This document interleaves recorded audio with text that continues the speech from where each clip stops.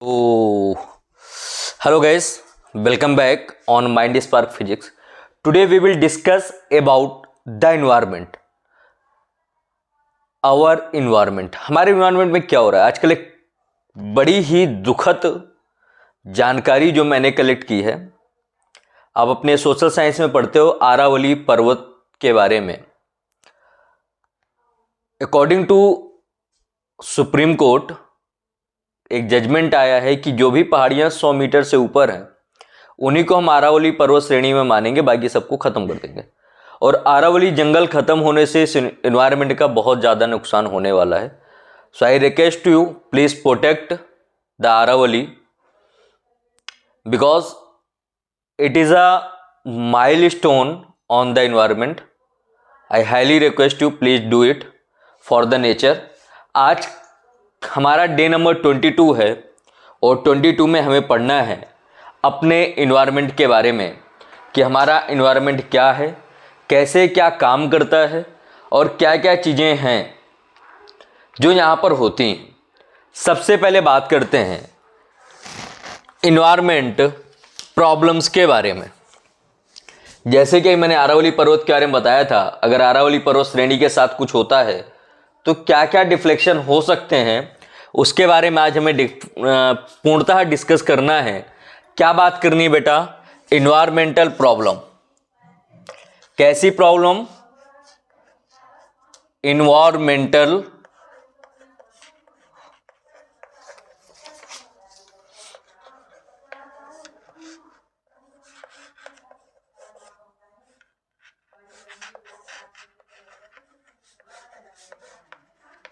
Environmental problem. Environmental problems क्या होती हैं? इन्वायरमेंट में कौन कौन सी प्रॉब्लम्स को हम बेसिकली देखते हैं और फेस करते हैं? मेजर इन्वायरमेंट प्रॉब्लम इंक्लूड क्या क्या चीज़ें हैं? अगर हम बात करें मेजर इन्वायरमेंटल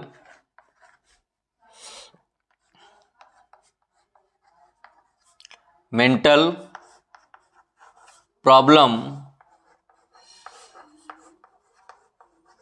इंक्लूड ऐसी कौन सी प्रॉब्लम है इन्वायरमेंट के अंदर जो बेसिकली इंक्लूड होती हैं? अगर मैं सबसे पहली प्रॉब्लम की बात करूं तो बेटा उस प्रॉब्लम का नाम है पॉल्यूशन. क्या नाम है उस प्रॉब्लम का? पॉल्यूशन. और पॉल्यूशन कई टाइप से हो सकता है, लाइक एयर पॉल्यूशन जैसे इस समय दिल्ली का हाल है, water pollution and soil pollution. तो बेसिकली 3 टाइप से पॉल्यूंट हो सकते हैं हम इन्वायरमेंट में. किस किस टाइप से? Air, water and soil. और क्या है हमारे पास? दूसरा जो प्रॉब्लम है सबसे बड़ा, उसका नाम बेटा ग्लोबल वार्मिंग. क्या है बेटा? Global warming. ये भी एक बड़ी ही प्रॉब्लम है जो क्लाइमेट चेंज की तरफ लेकर जा रही है इस नेचर को. तीसरी जो सबसे बड़ी प्रॉब्लम है वो है डिफॉरेस्टेशन, जिसके बारे में मैं बता रहा था आरावली पर्वत श्रेणी के बारे में. और आरावली पर्वत श्रेणी अगर खत्म होती है तो ये समझो बहुत सारे ऐसे इंपॉर्टेंट फॉरेस्ट होंगे वो भी खत्म हो जाएंगे. तो it need a protection by the student. So I request you please protect Aravalli. और इन तीनों प्रॉब्लम के अलावा एक जो सबसे बड़ी प्रॉब्लम है उसका नाम है ओजोन डिप्लेक्शन या डिप्लेशन. अगर ओजोन लेयर का डिप्लेशन होता है तो इट मीन्स कि हमारे आसपास बहुत सारे चेंजेस आने वाले हैं लाइफ में, और उन चेंजेस को फेस करने के लिए रेडी रहना. हमारे बाद जो जनरेशन है वो बहुत कुछ करेगी. मेजर इन्वायरमेंटल प्रॉब्लम क्या क्या है बेटा? Pollution, global warming, deforestation and ozone deflection. इससे क्या क्या इफेक्ट होंगे? अगर प्रॉब्लम्स आ रही हैं तो इफेक्ट क्या होंगे? क्योंकि हमारे आसपास हम जो भी चीजें करते हैं, हम एक वो जनरेशन है जेनजी वाली जनरेशन जो आप लोग पढ़ रहे हो, ये जनरेशन हर एक चीज का इफेक्ट जानना जरूरी समझती है. जैसे सबसे बड़ा इफेक्ट ही होगा बेटा, हेल्थ प्रॉब्लम चालू हो जाएंगी। कौन सी प्रॉब्लम चालू हो जाएगी बेटा? हेल्थ प्रॉब्लम चालू हो जाएगी। और क्या होगा? क्लाइमेट में चेंजेस आने शुरू हो जाएंगे। मैंने ही बताया था कि अगर ओजोन लेयर पिघलती है तो क्लाइमेट में बहुत सारे चेंजेस आने शुरू हो जाएंगे, यानी कि climate change. Then loss of biodiversity. Biodiversity means प्रजनन क्षमता कम हो जाएगी, और प्रजनन क्षमता कम हुई तो ये धीरे धीरे करके इस संसार का विनाश जरूरी है। तो that is a main effect of ozone layer deflection और the any environmental problem. Environmental problem क्या है? It include pollution, global warming, deformation, ozone depletion. Effect क्या क्या है बेटा? Health problem, climate change, loss of biodiversity. अब इन सारी चीजों में क्या क्या चीजें हैं जहां पर हम इसको कंट्रोल कर सकते हैं या कुछ कर सकते हैं? तो इसके अलावा हमारा नेक्स्ट टॉपिक है बेटा बायोलॉजिकल मैग्निफिकेशन। क्या है बेटा? Biological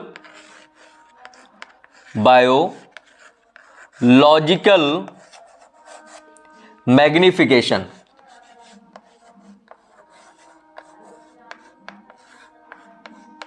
biological magnification. What is the biological magnification? क्या होता है बायोलॉजिकल मैग्निफिकेशन? तो biological magnification is the increase in concentration of harmful chemical eight each trophic level. क्या है बेटा? Is the increase in concentration of harmful chemical eight each trophic level. क्या है बेटा? इट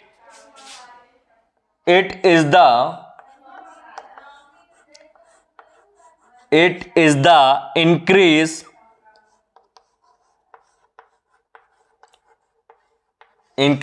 concentration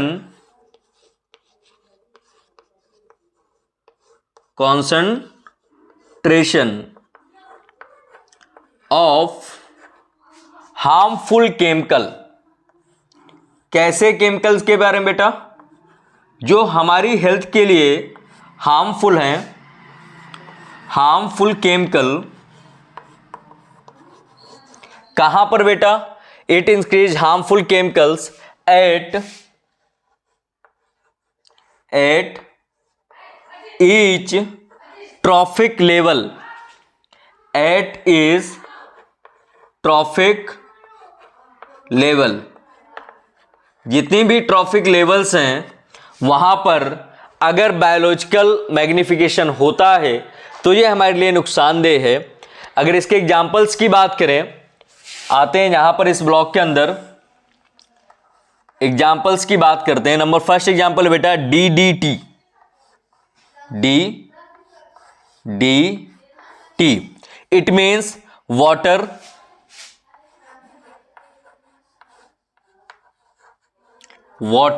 के साथ कोई केमिकल मिक्स होगा और वो कहां पर जाएगा बेटा? इस केमिकल का नाम है फाइटोफैक्टोन।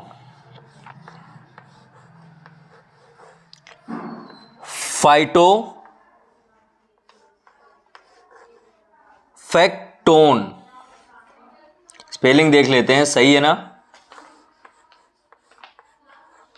और इस केमिकल्स को किसने लिया बेटा? फिशेस ने। और फिशेस को कौन खाता है? बर्ड्स।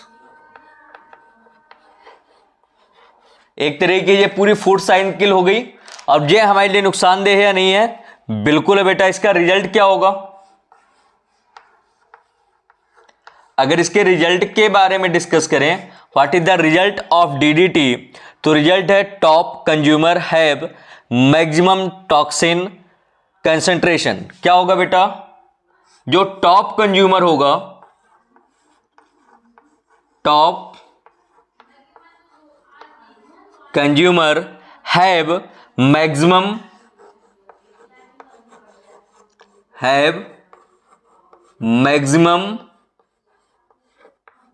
अब क्या मैक्सिमम? कहां किसकी बात कर रहे थे बेटा? कॉन्सेंट्रेशन की बात कर रहे थे। तो मैक्सिमम कॉन्सेंट्रेशन।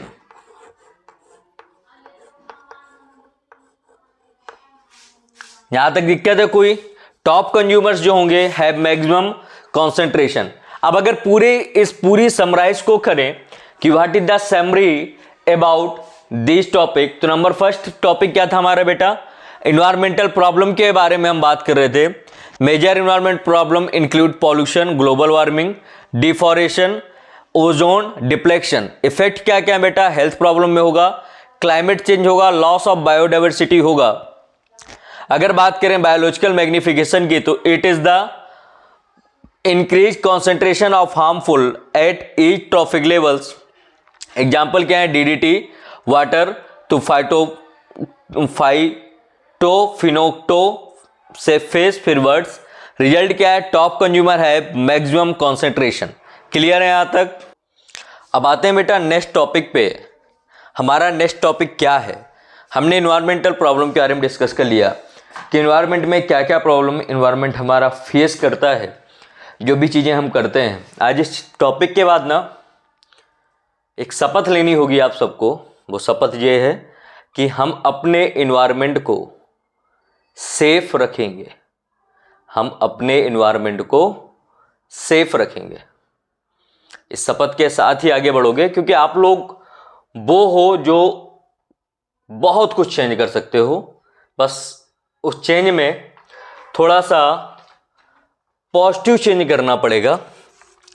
अब आते हैं नेक्स्ट टॉपिक पे बेटा, जो हमारा मेन टॉपिक है ओजोन लेयर, जिसके बारे में मैंने आपको ही बताया था।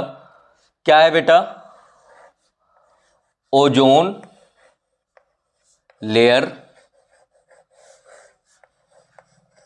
एंड इट्स इंपॉर्टेंस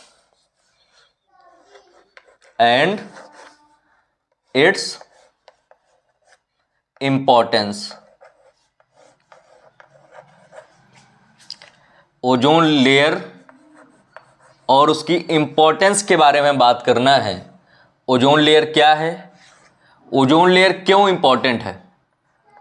सबसे पहले अगर आप ओजोन लेयर की बात करोगे, the ozone layer is a present in the atmosphere, function protect earth from the harmful UV race. क्या है बेटा? The ozone layer, the ozone layer, the ozone layer is present,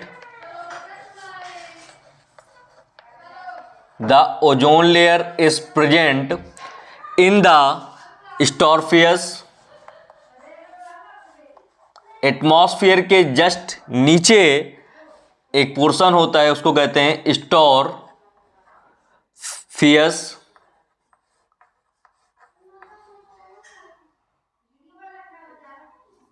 स्टॉरफियर कहते हैं इसको। फंक्शन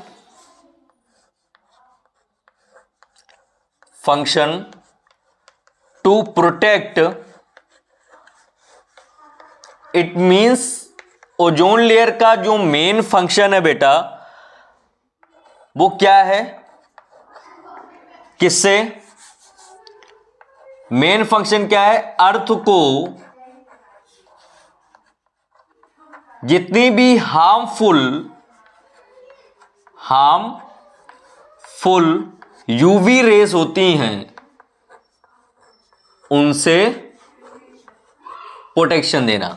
तो ओजोन लेयर क्या है? Ozone layer is present in the stratosphere, function to protect earth from the harmful UV rays. Main function क्या है इसका? UV rays से अर्थ को प्रोटेक्ट करना। विदाउट ओजोन लेयर होगा क्या? अगर ओजोन लेयर ना हो तब क्या होगा? Without ozone layer, without ozone layer, what happen if the ozone layer is not present? Number first, आपको स्किन कैंसर की प्रॉब्लम हो सकती है। कैसे कैंसर की बेटा? स्किन कैंसर के मरीज ज्यादा मिलना शुरू हो जाएंगे। और क्या होगा? आई जो है हमारी वो डैमेज होना शुरू हो जाएगी। क्या होगा बेटा, जो आई है वो डैमेज होना शुरू हो जाएगी। और क्या हो सकता है आई के अलावा, और जो हमारा डीएनए है वो म्यूटेंट हो जाएगा, डीएनए म्यूटेशन चालू हो जाएगा।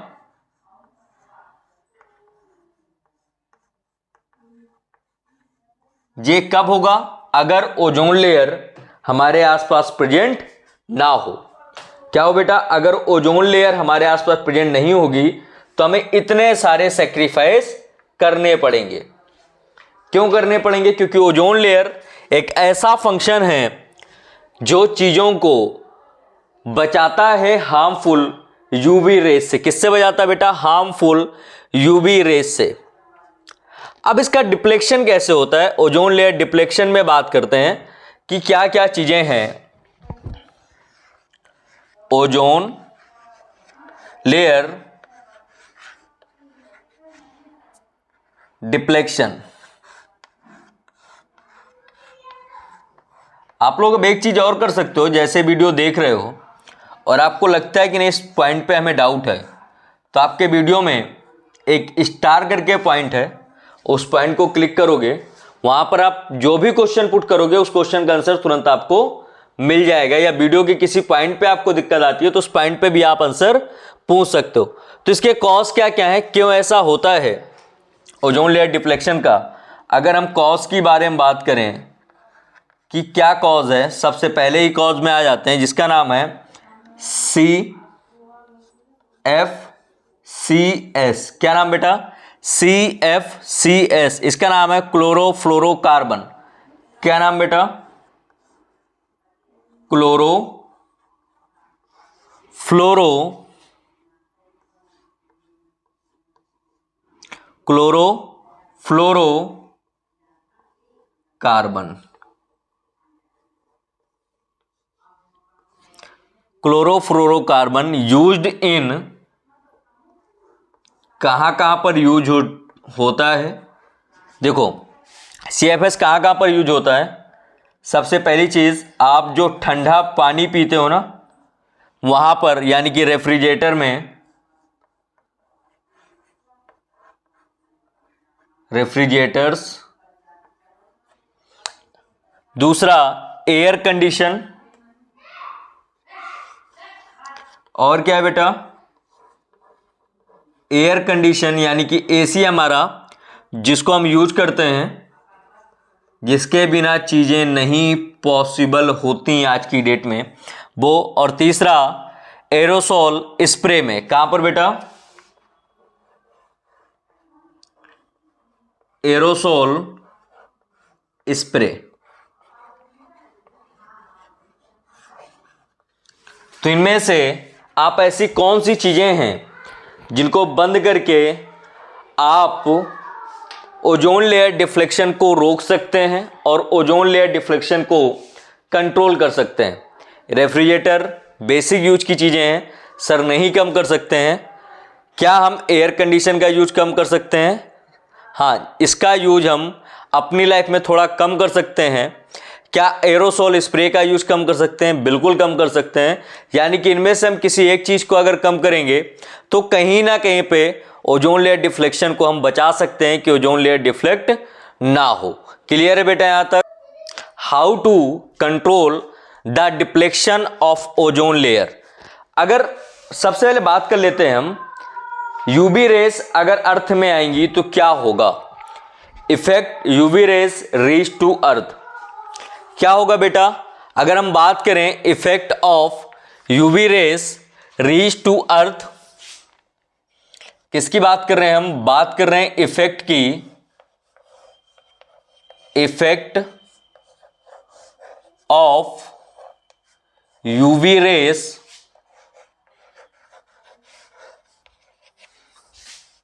Reach earth.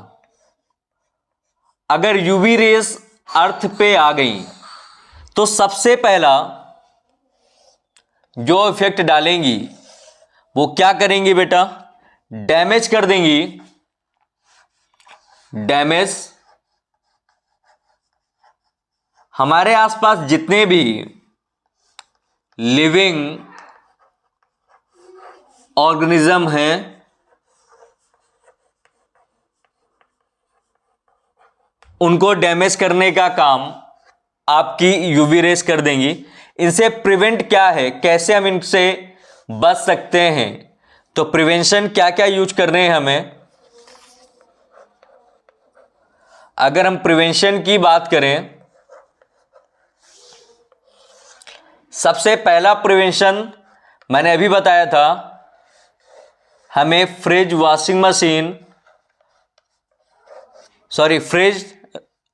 And air condition का यूज कम करना है, यानी कि अवॉइड करना है।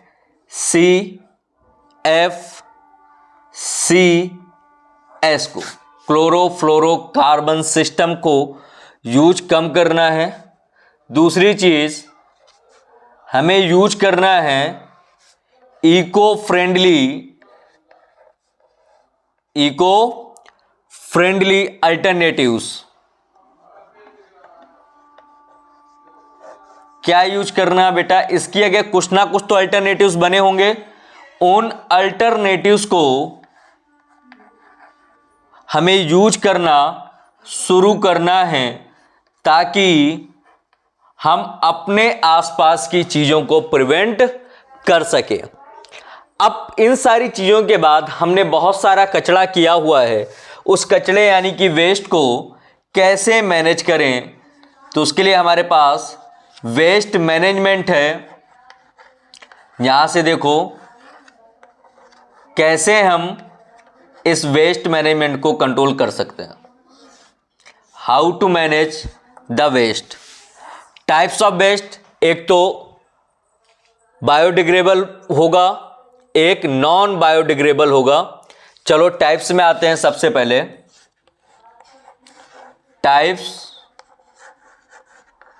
ऑफ वेस्ट जो मोस्टली सबके घरों से निकलता है। उस वेस्ट में एक वेस्ट तो ऐसा है जिसको हम कहीं ना कहीं पे रिसाइकिल कर सकते हैं, जिसका नाम है बायोडिग्रेडेबल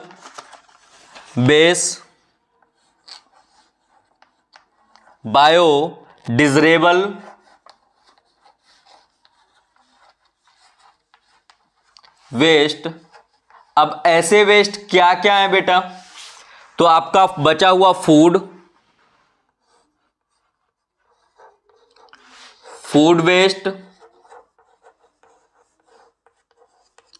न्यूज़पेपर वगैरह, जिनको आप आसानी से रिसाइकिल कर सकते हो। और दूसरे कौन से हैं, दूसरे हैं नॉन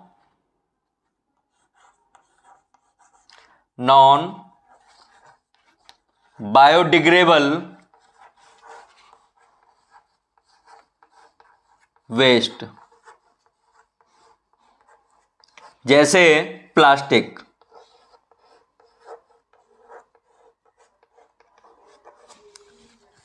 क्लियर है बेटा यहां तक। तो वेस्ट कितने टाइप के हो, दो टाइप के, biodegradable and non biodegradable waste. अब इनका मेथड क्या है, कैसे हम वेस्ट को मैनेज कर सकते हैं। Method of waste management.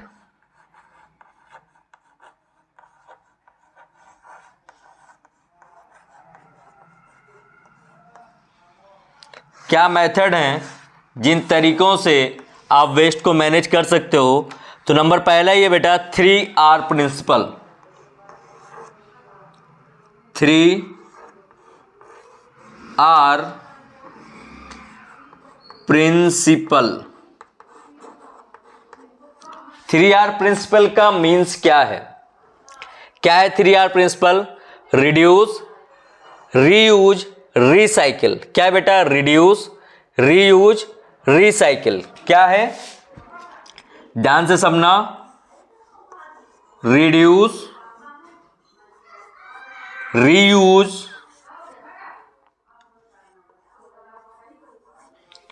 recycle,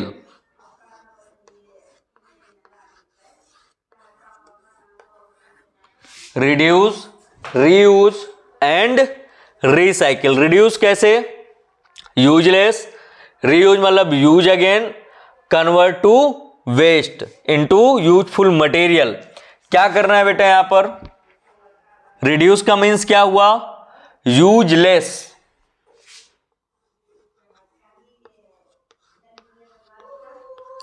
reuse का मतलब क्या है? reuse का मतलब है यूज अगेन, यूज अगेन. और रिसाइकिल का मीन्स क्या है? Convert waste to useful material. जो भी वेस्ट हमारा बचा उसको हम यूजफुल मटेरियल में कन्वर्ट कर लें. दूसरा प्रोसेस क्या है? दूसरे तरीके से क्या कर सकते हैं? तो दूसरा सिस्टम बेटा, पहला समझ में आया. दूसरा है बेटा कंपोस्टिंग. क्या है? कंपोस्टिंग. कंपोस्टिंग का मीन्स क्या हुआ? Composting means biodegradable waste manure. Number third, composting के बाद है बेटा लैंडफिल.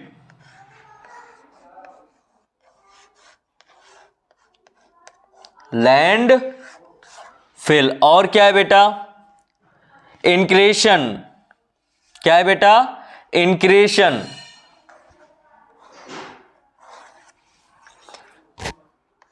INCINERATION. इंक्रेशन.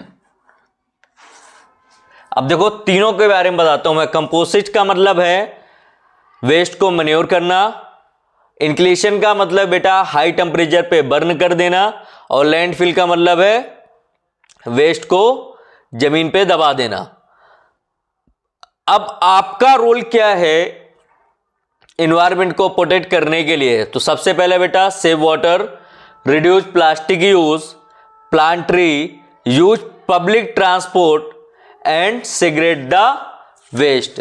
तो that is a complete process और complete lecture of day number 22. Day number 21. Sorry for the disturbance. If you like all the day 20s and day 21, please share this video with your group, with your friend, and also subscribe the channel for fast update on your notification. Thank you so much guys. Thank you. And one more request, please save the Aravalli hills to protect the environment. Thank you guys.